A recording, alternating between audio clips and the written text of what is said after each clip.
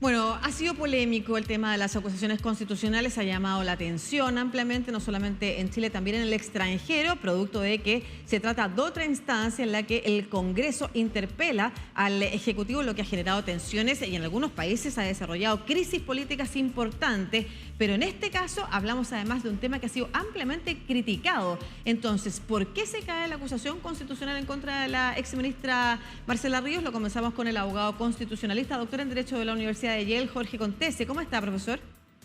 Hola, muy buenos días. Gracias por la invitación. Muchas gracias por estar conectado con toda Latinoamérica a través de DNews para conversar de este caso que, como hemos señalado, lo hemos informado ampliamente. Hay mucho interés respecto de lo que está pasando. Además, en una semana en la que se han tenido que discutir dos acusaciones constitucionales, pero esta mucho más polémica que la anterior. ¿Cuáles son los argumentos técnicos que explican la negativa o el rechazo a la acusación constitucional?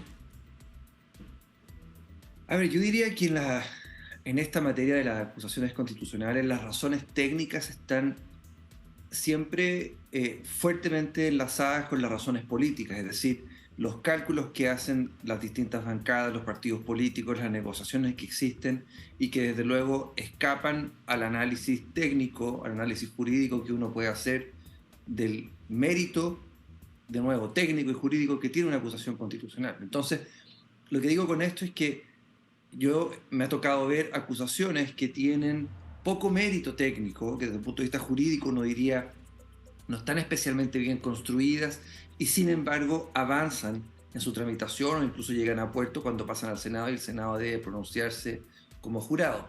Entonces, lo primero es decir eso, ¿no? Que acá lo que tenemos es un juicio que siempre se dice tiene características tanto técnicas como políticas. ¿Y por qué tiene características políticas? Y está bien que así lo sea, dado que se trata de una cámara política que está controlando los actos de gobierno, no es solo la mirada técnica la que gobierna la manera como uno debe entender y aproximarse al fenómeno de las acusaciones constitucionales. Ahora, yendo a esta acusación en particular, lo que se acusaba acá habían dos capítulos de acusación. El primero, que es probablemente el más saliente, que es el revuelo que ha causado el otorgamiento de los indultos, que ustedes han estado conversando sobre ello.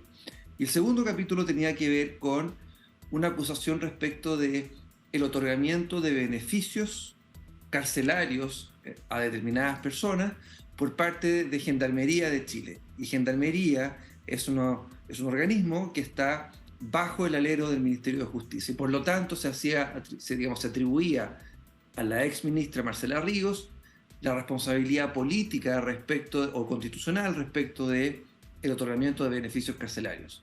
Como digo, esos son los dos ámbitos por los cuales fue acusada ella. Creo yo que el primero era sin lugar a dudas el más saliente, sobre todo desde el punto de vista de la opinión pública, de la crisis que ha producido, no solo con la renuncia de Y la es el que exministra. impulsa la acusación además, independiente de los dos capítulos que se hayan presentado, en realidad esto es un coletazo del tema de los indultos.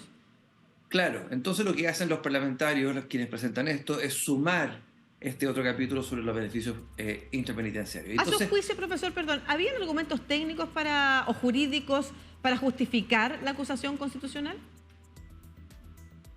yo pienso que no, y pienso que no porque lo que se produce acá es que el otorgamiento de indultos presidenciales es una de las características, es una de las atribuciones, primero es una atribución que la Constitución entrega de manera privativa, dice una atribución especial del presidente de la República, pero además es una facultad que tienen los ejecutivos, no solo en Chile, en muchas partes del mundo, que es un poder radicalmente discrecional, porque inherentemente cuando un presidente conmuta una pena, lo que está haciendo es, como digo, por definición, afectar o lesionar la independencia que tiene el Poder Judicial de ser quien exclusivamente puede determinar las penas que una persona debe cumplir producto de un juicio. Entonces, cuando se indulta, por definición hay una lesión que es institucional, que está contemplada por supuesto en la institucionalidad, a la separación de funciones y de poderes que existen. Entonces, es una forma en que el Poder Ejecutivo y especialmente el Presidente de la República hace suya la responsabilidad. Él se expone al reproche político que legítimamente se puede hacer y que se ha hecho en este caso, ¿no? Boric, su popularidad ha bajado, su jefe de gabinete renunció, su ministra de Justicia renunció. O sea, se produce una crisis producto de una decisión que políticamente puede ser calificada como torpe, como mala, como inoportuna. Pero jurídicamente, que es lo que tú preguntas correctamente, jurídicamente escapa del control del Congreso realmente. Y prueba de ello es que se han presentado requerimientos tanto a la Contraloría General de la República como al Tribunal Constitucional para determinar si hubo o no ilegalidad en el otorgamiento de estos decretos. Pero la ilegalidad tiene que ver formalmente con si se cumplen o no los requisitos para que se pueda emitir un decreto supremo. Es así de simple, digamos. El control político, que es si convenía o no, si era una buena o no mala idea, la verdad es que escapa, en mi opinión, del control del Congreso, porque se trata de un poder que es radicalmente discrecional del presidente de la República. Acá, ni cualquier democracia constitucional que contempla la posibilidad que el presidente ejecutivo otorgue indultos. Es interesante lo que usted plantea porque precisamente hoy día el Tribunal Constitucional revisa los requerimientos presentados por la oposición en contra de los indultos. Hay posibilidades de que pudiera avanzar también ahí la argumentación de la oposición sobre la ilegalidad de estos. Claro, es interesante lo que va a pasar ahí. Ahí hay muchas cosas que están pasando. Lo primero es, efectivamente, el Tribunal Constitucional se tiene que pronunciar sobre la admisibilidad. Ahora, si llegara a declarar admisible el requerimiento, no va a revisar esto hasta marzo. Y si lo hace, genera una situación que, de haber avanzado la acusación constitucional, se produciría una cuestión anómala, que es, eventualmente el Tribunal Constitucional podría declarar que no hay ningún vicio de constitucionalidad en este caso, y sin embargo la Cámara, el Congreso, que digamos que no tiene, que sus atribuciones no son las de evaluar juicios técnicos, juicios jurídicos, sino más bien juicios mixtos, habría eventualmente avanzado una acusación constitucional respecto de una actuación que potencialmente el Tribunal Constitucional declara no tiene vicios de ilegalidad o de constitucionalidad específicamente. Entonces, hay algo que es interesante, creo yo, que es el apuro con el cual se presentan las acusaciones constitucionales, que yo creo que da cuenta de una cierta frivolidad con la que la Cámara o los parlamentarios han venido utilizando esta herramienta constitucional, ¿no? Porque la Constitución permite que se presente una acusación constitucional respecto de un ex funcionario del Estado, como la ex ministra Marcela Ríos, hasta 3 meses después de haber dejado su cargo. Y la razón que tiene estipular un plazo como este es precisamente que se pueda presentar una acusación con todos los antecedentes, con todo, digamos, una acusación robusta, dado que lo que hacen estas acusaciones es tratar de reequilibrar ciertas fracturas que se han producido en el régimen constitucional, más que perseguir la responsabilidad específica de una persona. Eso lo hace. Profesor, quiero preguntarle sobre esta frase que usted ha señalado. El apuro con el que se han presentado las acusaciones constitucionales habla de la frivolidad con la que se ha venido comportando el Congreso. ¿Las acusaciones constitucionales tienen valor? No hay sector político que no diga que las acusaciones constitucionales se han mal usado y se han usado sin prudencia, pero se siguen presentando. ¿Cuál es el valor de las acusaciones constitucionales o definitivamente debieran abandonar las fuerzas políticas esta idea? No, yo no creo que deban abandonarse. Yo creo que la acusación constitucional es una herramienta importantísima de control de los actos de gobierno en un régimen presidencial o presidencialista como el chileno.